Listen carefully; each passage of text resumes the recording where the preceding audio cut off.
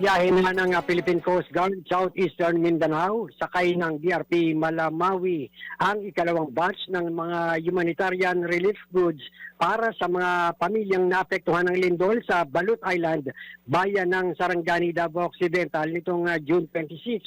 Ang naturang mga relief goods ay donasyon mula sa Archdiocese of Davao, Diocese of Tagum at Diocese of Mati.